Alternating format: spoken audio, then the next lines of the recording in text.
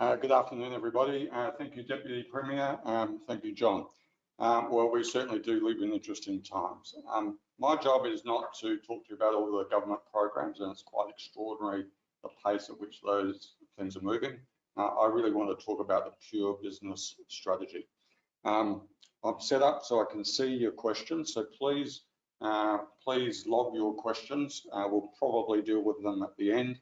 But I want to deal with your issues. Everything I talk about today, there's already comprehensive documents, and there are the links. There's a couple of options as to how you get to those documents. So there are blank templates for you to download and fill in, your information and your stuff from your business's perspective. But also I'll illustrate some pre-filled in examples. So they're not to give you the answers, but really more as thought starters. It's important to say that everything I say is my opinion. So it's not John's opinion. It's not the opinion of the government. It's my opinion and my perspective. Okay, so let's, I think it's important, given everything that's happening, is to consider the context of where you're at.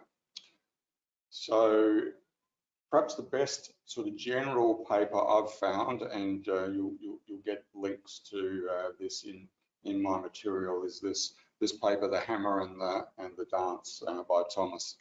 And the idea, if you look at this chart, is that right now we're in the hammer period. So the idea of this extreme social distancing is to hammer down this virus and effectively flatten the curve. You've heard that terminology. Now, how long will this period last? And again, this is all, I suppose, educated guesses, and no one really knows for sure. But the proposition is it's a sort of 3 to 7 weeks of really full-on hammering. Of course, that will depend on how infection rates go, and you can expect that that's going to differ in different countries and in different states. Once we come out of that period, however long it is, the proposition is that we'll then be in this dance phase, and that's where, if we can get the infection rate low and the transmission rate low, we'll be in this sustainable rate of low infection. The health system can cope. The other sort of change that is likely to happen is new testing regimes. So there's a couple of testing regimes that are going to be more rapid, like 15-minute tests, blood tests that will be a bit like a home diabetes test kit. So as they become available, you can see that, you can imagine that they will be incorporated into our social and corporate protocols. So for example, when there's a 15-minute test available, I can see that many companies won't let you pass the reception desk unless you can sort of prove that you're not infected. That will also change how many people might be caught up in the situation. So you heard yesterday in Adelaide that there's an infection with the Qantas baggage handlers. There might be a large number of them that would have to go in social isolation. If that happened a few months down the track, they might be able to do rapid testing, and not so many of them might be caught up in that. So expect things to change, particularly when that testing comes out. Now, when do we get back to normal? Well, everyone's guessing, but really we're not going to get back to anything approaching a normal situation until there's a vaccine. And the best guess of that at the moment is middle of next year. Could be earlier, could be later. That's just sort of the world that we're living in at the moment. But I imagine we'll, as progress is made, we'll get better, advanced warning of when that's happening. But I highly recommend that paper, and it's really good background reading for you to get a sense of where we're at. So I think when we get into that dance stage, it's going to be ongoing social distancing of greater or lesser degrees. It will be this testing. it will be a stepped up level of tracing. And of course, if there's not so many cases, it's easier to trace people and everyone they've connected with. And even this afternoon, I saw the Premier announce that they've substantially increased the resources of that tracing exercise. And then isolation. So I expect we're going to be in this phase of all of these things happening, you know, until there is a vaccine. Now, the good news on this is that Australia is doing pretty well, and you know, as a result of what everyone's been doing for the last couple of weeks, there's some early hints that we are flattening the curve. And the really good news, if you're a South Australian resident, is that we were a little bit later, and our curve looks to be flattening well. Of course, this is a day-by-day proposition, but I suppose from where I sit, Australia is a pretty good country to be in, and South Australia is a better state than many to be in. And I think it's also worth noting that in South Australia, testing per capita is leading the nation. So you would think that whatever results are being reported, the South Australian results would be more accurate than some other states.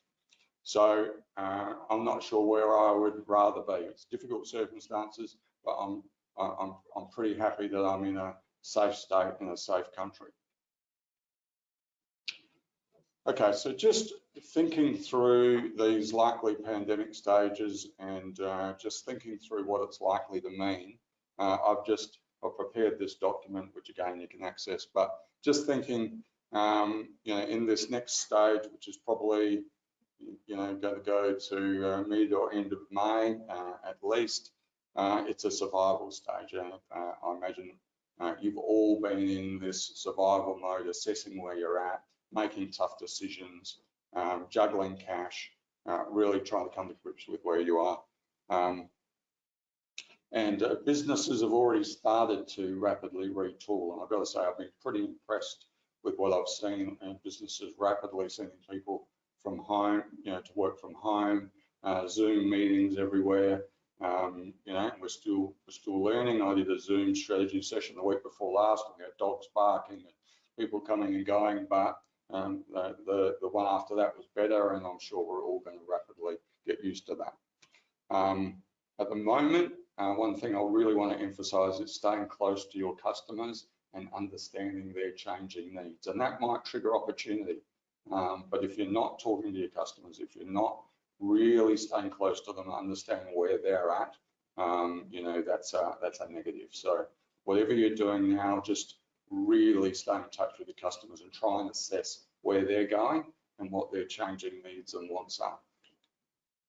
And then as we move into this dance stage, which, you know, is likely to be an extended period, you know, it's going to move from survival, hopefully, into reinventing, retooling, and reinvigorating. So this is the sort of opportunity, and this is the main thing I really want to talk about today, the opportunity to reinvent, retool, and reinvigorate. Yeah. Okay, so let's just talk about your business, and there's a few likely scenarios. So the first scenario is the uncontrolled crash landing. Now, what I really got to say to you is that if your business wasn't traveling very well before this, you know, it's going to be very difficult for you to survive. Now, I'm not saying it's impossible, but it's going to be very difficult. And what I'm really going to recommend to you is that you do a really honest appraisal, that you really engage with your accountant or your business advisor and ask them to tell you the truth about where you're at and really what your prospects are. Now, I've got to say to you, if the honest appraisal is that your business is not going to make it, I really recommend that you control your destiny and you appoint an external administrator or whatever is appropriate in your situation. I thought the flow chart or the decision tree that John shared earlier was excellent, and that's the sort of process that you need to go through. A friend of mine was in extreme difficulty as a result of some failed property investments a few years ago. When I looked at his situation, I said, really, there is no way out of this. I suggest you commence a bankruptcy, down a path of bankruptcy. He tried to fight on for another couple of years. Eventually, the inevitable path happened and he went bankrupt. And then I said, how are you feeling? He said, look, there's a lot of stress relief. I didn't realise how much stress I was under, and I wish I'd taken your advice and gone earlier. The other thing I would say is that there is life on the other side. And I've worked with a number of people who have been through that process. There is life after insolvency and after bankruptcy. But if you're in that position, control your destiny, get advice from your accountant, and if you're in that situation, proceed down the path of insolvency. What I would hate to see is that you bet on, you unrealistically bet on, and then you succumb to this in 6 months, 12 months, 18 months, 2 years time. That would be a tragedy. Control your destiny. If you're in that position, go early. Now, many of you will be in a position where you've got the plane on the ground. Hopefully, you've got it down with minimal damage, and you're potentially moving into a hibernation phase, or you're effectively parking the plane in the desert and hoping that you can get it back in the air. Now, again, for some of you, this will depend on how long we're in this phase. The longer it goes on with the planes on the ground in hibernation, some of you, that's going to be very difficult. But of course, what you want to do is minimise the cash burn, make sure you're taking advantage of all of the government programs. But again, be realistic, get decent advice as to what your prospects are. And I know some of you will still be in the air. I've certainly got some clients that have gone into this in good shape, and some of them are even finding opportunities early, and that's where that's a good position to be in. You want to keep that plane in the air. Many of them have made substantial changes, but they are still in the air and they are looking for those opportunities. Okay, so this is an example of one of the templates that is available in the material, and I've called it a coronavirus context map. So I think it's important to really consider what is happening in the world and where you're at. So so I've got this pre-populated example in the materials, but I've also got a blank template. Now, what I'm suggesting is that you do this either alone or with your business partner or with your senior management team, and you really talk about what you think is likely, what is possible, and maybe what is extreme. I did this a few weeks ago. My feeling is that in Australia, we are less likely to get to an extreme situation, but I think many other countries will. So I've got society and business situations here. So again, just step through those things and consider what you think is likely or highly likely. I've certainly had the internet slow at my house, so I'm not sure how you're going with that, but that's happening for some people. In a business sense, we're probably seeing some of those things. Got to be particularly aware of customers failing and the prospect of bad debts. It's a very volatile situation, as you know. I think you've got to be ready for, if you're in a business-to-business situation, not being able to get access to your customers or to sites. So you can be doing everything right, and then there'll be an issue that with your customers. And big companies are not immune from this. Qantas had to turn around the plane last night and send it back to its destination because of this baggage handlers issue. Then there's some things that are, possible, but may be happening. And again, I think you've got to form your own list. I personally think that we are headed for, there are going to be other broader financial challenges.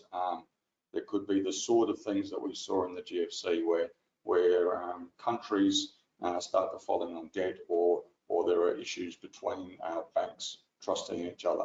So we haven't seen a lot of that yet, but there is, the way I look at it, we're about 10 minutes into the first quarter of this, so we've got a fair way to go. Again, look at that, but form your own judgment, have the discussion with your team. Okay, so this is an important part of what I want to share with you. I use the business model canvas a lot, and it's a very intuitive tool developed by Alex Osterwalder of Strategizer. There's a really good book called Business Model Innovation, a whole lot of stuff online, YouTube videos, etc. But it's actually, quite intuitive. And the idea is to capture your business model on a page. So I've got an example online with words, and you can read that and think about what is particularly relevant for your business, but I'll step you through a few of the things now. So I would start with a good hard look at your customers and thinking about how we might segment those customers. And of course, it's going to be different whether your customers are consumers, so you're a B2C company, or whether your customers are other businesses, so you're a B2B business. Maybe you've got a bit of both. So how we think about the customers, and also start thinking about, are there new customers that I could serve? As I've already mentioned, it's been quite interesting to see there are opportunities emerging with different customers are coming up with different needs and wants. Okay, so what is the value proposition? And I'm going to talk in a moment about how you create an extreme value proposition. But here's just a simple example. I was talking to a friend of mine that owns an accounting practice the other week, and he said the first person that's going to get paid by them is their IT guy. Now, why is that? Well, because they've been able to continue in business with everybody working from home. So that external IT person is now the mission critical supplier to their business. So the idea here is, as best you can, you want to be a must-have. If you're just a nice to have, there's a fair chance you're going to get cancelled. If you're a must-have, your business will continue and you're going to continue to get paid. Now you might, and that idea is really what I want to talk about now. Right, so how might you go about creating an extreme value proposition? Well, I would always start by analysing the current business and your current revenue. And I like to do what I call a three-dimensional review, three-dimensional analysis of the revenue. I really want to take the revenue and look at it from different directions and really understand what the different components of the revenue are. So, and the elements of that are the thinking about the customers and the products or services. So it's really this idea, how do we segment or how do we categorize both the customers and the products or services? Now, I've put a list of some things maybe you wouldn't use in normal times, but they're relevant at the moment. So creditworthiness is an important way to assess your customers. Likely to survive. So a lawyer friend of mine said he's really only concentrating on the clients that are going to make it to the other side. Probably expect that a bit of that from a lawyer, but that's sort of common sense in a way. On the product or service, you might think about the profitability of that product or service. So what you don't want to be doing is selling a low profit product to a poor creditworthy customer. That's really not a good idea. Maybe you've got some products or services where you can't get the raw materials. So, you would need to be thinking about that. So basically what I do is dump an entire year's worth of transactions out of the accounting system. So Xero or MyOb, if you're a small business, would be typical. It's fairly easy to dump an entire year's transactions into a spreadsheet. Basically on each line you want to capture a transaction, which customer bought which product at which price, and maybe how many units of it. Then to add additional information, I set up effectively extra columns. And they're columns where I record the sort of information that's on the screen now. So each one of those segments or categories would have a separate column, and I would classify effectively, each customer and each product with whatever the classification or the tags that I use. Okay, then you end up with what can be a pretty sizable spreadsheet. So I've had up to 60,000 transactions in a spreadsheet. So how do you make sense of that? Well, effectively, you've already got, you probably already own Excel or Google Sheets or something. And the key to being able to do this is something called a pivot table. Now, some of you will be familiar with that. For many of you, you won't be. So I'd suggest, look at the help within the software, or just to go onto YouTube and get a general background. But what it enables you to do, if you can sort of see the example on the screen, it enables you to really rapidly look at the data from basically any dimension or any combination of dimensions. And then you can sort of ask yourself questions and look at the data in all sorts of different ways. And I liken that to peeling layers off the onion. You've got to peel one layer off and look at the data in a certain way, and that might give rise to different questions. So it's not unusual for me when I get a first view of the data to actually then segment the data in even different ways.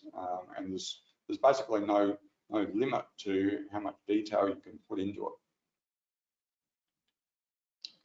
And then you're looking to identify the diamonds, right? So of the current business that you do, what part of it really works? So what are the sweet spots? So which, in your current business, when are you selling the right product to the right customer at the right time for the right price in the right manner through the right distribution channel?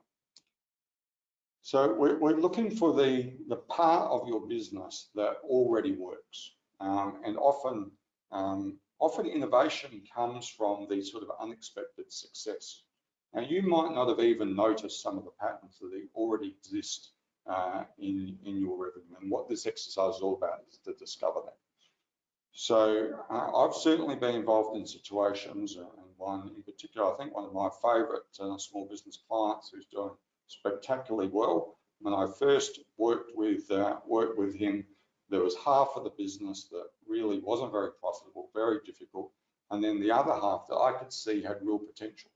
So my recommendation was to stop doing the business that didn't have a future and put all of the energy into the part of the business that did have a future. So his revenue sort of halved overnight, but with the focus and a bit of retooling and redesign of the offer, he was able to rapidly grow that. Now the business is substantially bigger than what it was only a few years ago, because all the energy has gone into the high potential part of the business. He got rid of the ball and chain around his ankle. I suspect many of you have got sweet spots within your business, but they really haven't been obvious to you. And now is the time to concentrate on the bits of your business that really work, and that might mean stopping doing some things and really reorientating your business to the part with potential. And when we get a clue as to what, where that sort of part of the potential is, then you've got to look at it more deeply. So you might find that you could actually take that bit that's working and make it even into a sort of a more premium product. There might be a certain group of customers who would pay more for a higher value proposition. Or you might want to simplify it. Or if you did it at great volume, you might be able to produce it at a lower cost. Or once we shine the spotlight on the area with potential, then we can look at it and think about the different strategies. Just to give you a simple example, I started Pilates about 5 months ago. I'm really glad I did, because it's put me in a better position heading into this. but I made the comment to my Pilates teacher that I think there was a premium offer that she could develop that people would pay a higher price for, and I still think that's an opportunity for her. All right, so back to the business model canvas. One thing you've got to think about is your relationship strategy. So that's typically how do you engage with your customers. Now at the moment we're all pretty much engaging online. Now, and as I said, we're figuring out how to do doctors' consults online. A friend of mine's guitar lessons are now going online, and you will have your own examples. But what is really interesting is that I think this is a great opportunity because we're going to figure out how to do this, and I think for many things we're not going to go back. So I was in a board meeting with a client the other week. We've got business in China and throughout Asia, and we are now finding that rather than having to travel to do sales calls, we can do them online. Now we've got to get better at that, but I think that's going to survive, and that creates a great opportunity for us to have a greatly expanded, more efficient, more effective online sales effort than sending people on expensive travel arrangements. So there's a lot to learn from this. Many of you would deal direct with your customers, but if you do happen to use intermediaries, wholesalers or agents, what I really want you to be thinking about is your exposure, because if they have problems, you're going to have problems, and you're one step removed from the customer. So what I really want you to think about is there a way that you can go direct to the customer because you don't want to be buffeted by their issues. Now, that might not happen, but you really owe it to yourself to understand what precisely is happening in their business. And again, we've got to be prepared for different scenarios. So if I didn't have a direct relationship with the customer, I'd be trying to figure out how I might do that. So revenue and cash flow, the key message here, as John said earlier, is follow the money. All right, so you've got to be very diligent on collecting your debts. I would be really very carefully reviewing who I provided credit to. So some of your customers will be vulnerable, and it would be a terrible position for you to cop an unexpected bad debt. So just be very aware of that, and you've got to be retooling everything to follow the cash. Okay, so just thinking about some other value propositions, and I've got to say I've been very impressed with the way people have dealt with some very difficult decisions about staffing. Of course, we've all got responsibilities to our staff, and behind every staff member there's a family and other people who are dependent. So it's pretty amazing what the government's been doing in the last little while, and I think that's great. And hopefully, as much as possible, you can keep connected with your people. I've been impressed with the way my clients have been doing it. Difficult decisions, but like I said, generally impressed with the way people are doing it. The other thing to think about is, how can you help society? We're all in this, and it was, excuse me, fantastic to see Detmold yesterday retooling to provide surgical masks. You might already do something that is important to society, or maybe you could do something that's important to society. And I think we've all got to think a bit more broadly in these circumstances. And if you're a business that has other shareholders, well, you've really got to be engaging with them, and they will want you to survive to fight another day. If you are dependent upon their support, well, that becomes even more critical. And I would say nothing beats openness, honesty, and transparency.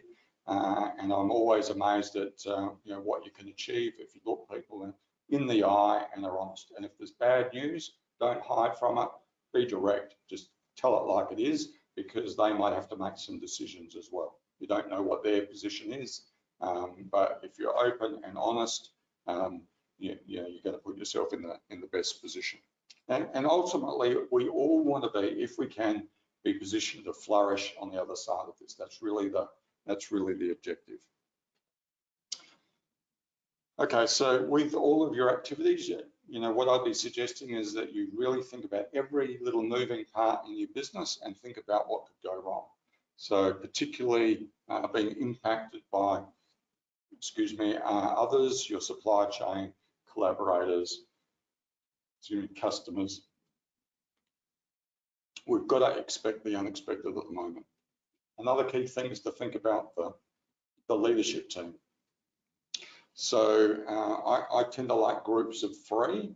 I think 3 gives you a bit more flexibility than 2 and certainly 1. So the sort of things I'm thinking about is, it's quite feasible that someone is going to get sick, hopefully not die, but quite feasible someone's going to get sick or otherwise indisposed. So practical things like paying the payroll, paying creditors, maybe signing off on other documents. So I'd really be setting myself up for flexibility in that, and that might mean during power of attorney, it might be making arrangements at the banks or your online payment system, but I'd be prepared for someone to be out of action in this period. Better to plan for the unexpected and not happen to be caught short. And then what resources do you need? So people, like I said, I've been impressed with people reconfiguring to work from home. Speaking to a few IT suppliers, they've had a bumper month selling laptops and bits and pieces. Officeworks is sold out of all the all the hardware you need to work from home. So that's been impressive.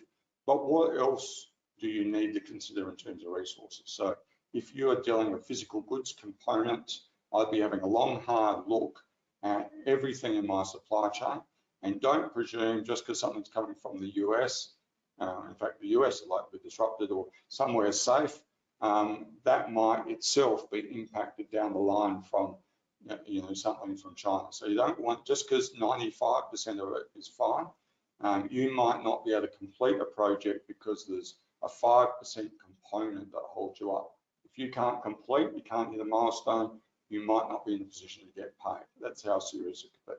So I'd be doing an urgent, if you haven't already done it, an urgent review of everything that you need and, if appropriate, stockpiling it.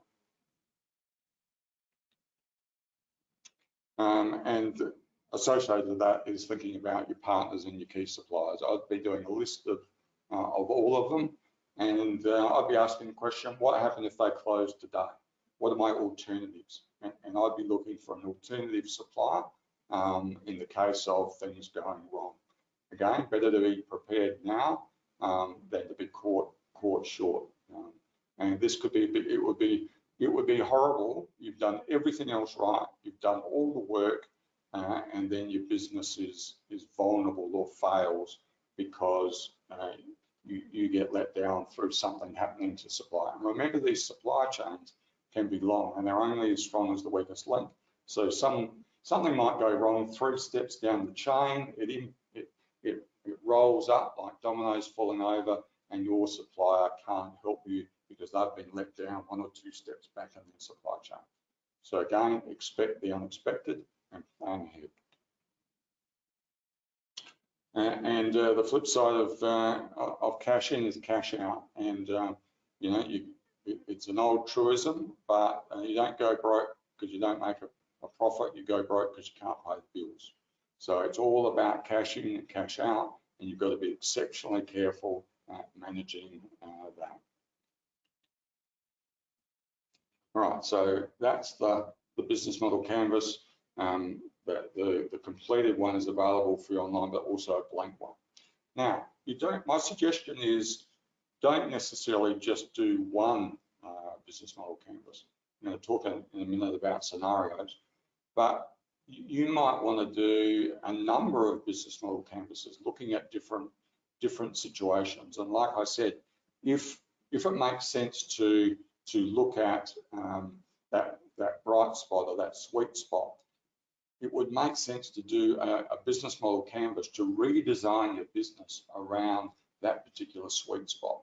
Right? So once you get your head around it, once you get a bit of practice, you'll find that you can rapidly develop and use the business model canvas. It's a great tool.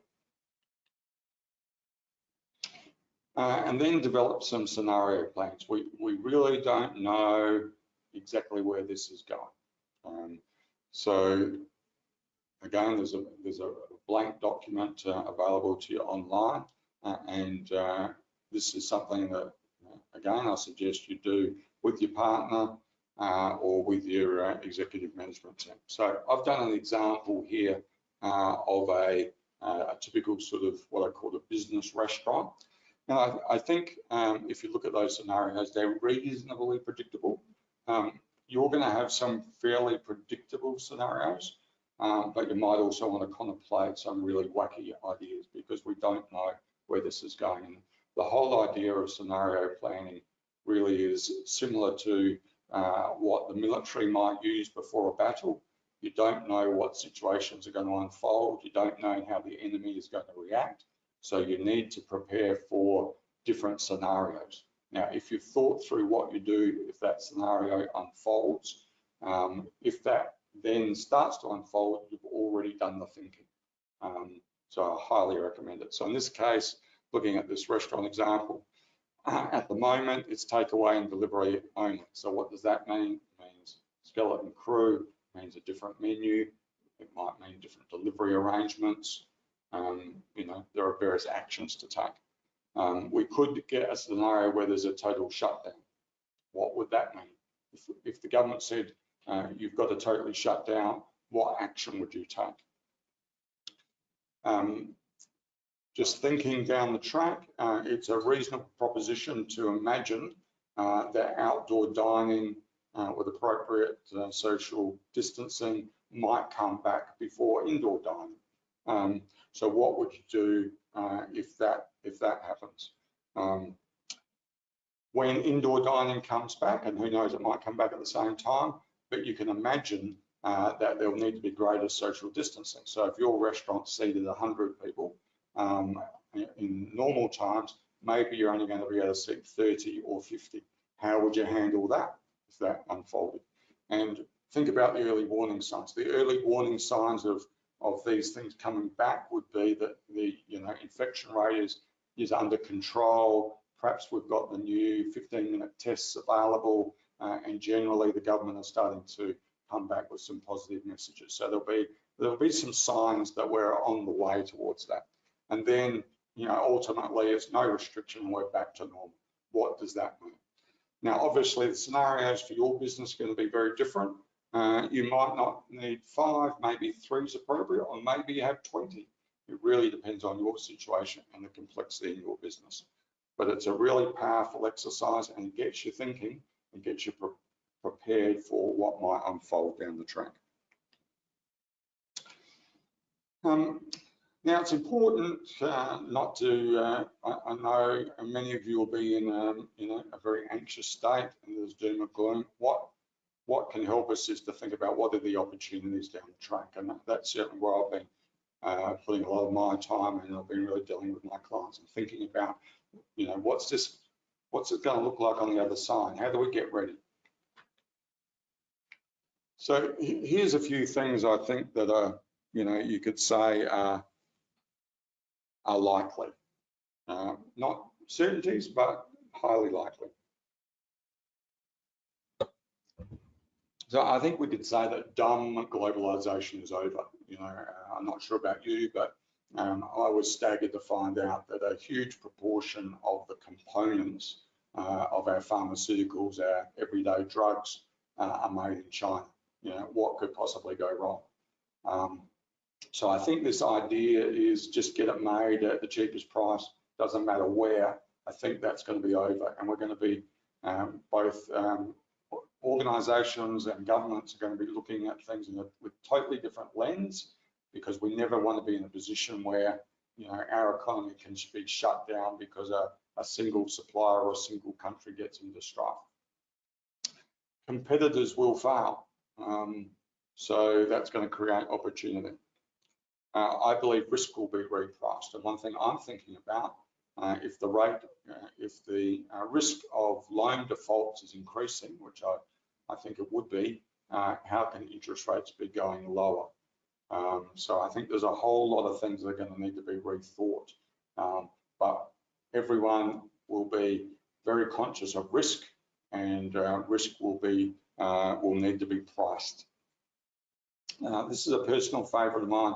I think many of you would agree in the last 20 years, property has got a lot of attention compared to business. So it's not unusual. I've heard lots of stories of people being in business 30 years, sold their business and got very little for it, sold the property, got 1 million, 5 million, 20 million. And that to me doesn't really make sense. I think that's out of whack. And I expect that's going to change, and who knows what time that will be. But I think most business operators have been under-rewarded for the risk of being in business, and I'd like to see that change. House prices, who knows where they are going. All I'd suggest to you is I don't think they're going up. And of course, Australia is in a position we've got a lot of household debt, so we've been vulnerable to any shock, and this is the mother of all shocks. So that's going to impact. And I know a lot of small businesses have been dependent upon the equity in their house to borrow money. You just need to be aware that could change. So again, in your scenarios, you need to be thinking about that. And then I think remote everything, these Zoom meetings and our online transacting, I think we're going to get used to it, and some things will never go back. We've got a whole bunch of school students and university students who are going to be doing all of their learning online. Maybe that's where a lot of it's going to stay. Like I said, I expect sales is going to be more convenient online. Online medicine, it's been talked about for a long time. Maybe it's going to stick. So there's a lot of these changes I think are going to stick, and we're going to figure out it's actually better. And there'll be whole new business models that arise as a result of that. So what are the opportunities? I think you've got to be aware that different countries are going to have different outcomes in different situations. Some countries, and hopefully we're one of them, are going to come out and be in a better position sooner rather than later. So we need to be aware of that, and maybe even different states. Certainly, like I said earlier, South Australia is in a good position compared to, say, New South Wales. Maybe that's going to give us a business advantage down the track. But certainly if you're an exporter, you need to be really closely monitoring who's coming back on stream, who's still got challenges, and that might create opportunities. Some of you are going to win customers from failed competitors, or even buy their businesses cheaply, or customer lists, or plant equipment, or recruit fantastic employees from failed businesses. So, bad luck for them, good luck for those who survive. I think this idea of the end of dumb globalization is going to lead to a lot of onshoring, and I think that will be partnered with Industry 4.0. So I expect lots of things will come back from China or elsewhere and start to be made locally. And the Industry 4.0 capabilities, so robotics and 3D printing and all of those sort of things are going to work. And I think this is a good story and a good opportunity for South Australia. We've still got that sort of manufacturing background and some of those skills and that capability. And if you think about it, I expect on the other side there's going to be quite a bit of import replacement, and that could mean quite a different opportunity for our economy. A key thing, and I know many businesses have already started that, this is using the quiet time to retool. So I bet a lot of you have got projects, stuff you've been looking to get around to for months or even years, stuff that you know you need to do to improve your business. Now is the time to do it. What you've got to remember is if you don't get around to it, others are rapidly doing it, and you are going to be left behind. So you really need to be dealing with that, and you've got to get use that to your best advantage. And as I said earlier, that might mean a smaller but better business. And I gave you that example of that small business. You might, it might be smaller temporarily because you've got rid of the clutter, you've taken the garbage out, you've tidied it up, and you've created a position where that business can grow. And I think that's an idea to keep. And so when I'm saying smaller, I'm not saying it has to be smaller forever, but you might find it easier to grow if you get rid of the clutter. And who knows, there's with the repositioning of and the realignment between property and business, there might be an opportunity for cheaper rent. As John said earlier, I think everything is up for negotiation. I'd suggest you apply the same principles, be honest and open, and what you don't ask for, you don't get. So, you know, that's my principle. And just a few final tips. You've got to stay close to your accountant or your business advisor, and you've really got to be asking them the honest questions. You know, can I survive? Will I survive? What do I need to do to retool? Your bank is important, and the ATO in particular seems to be the gateway for much of this federal assistance. And I've got a suggestion for you. You know, I'm going to suggest that even in these difficult times, you commit to be a better person. I certainly want to be smarter, lighter, and fitter at the end of this, and that's what I'm aiming to do. Commit to having a better business, and I think we've all got to commit to have a better society. And I think there's going to be a lot of lessons through this, a lot of hard questions, a lot of rethinking the way we organise our society, and I'm hoping that's going to be one of the enduring benefits of these difficult times. And the final thing I wanted to say is to watch your mental health.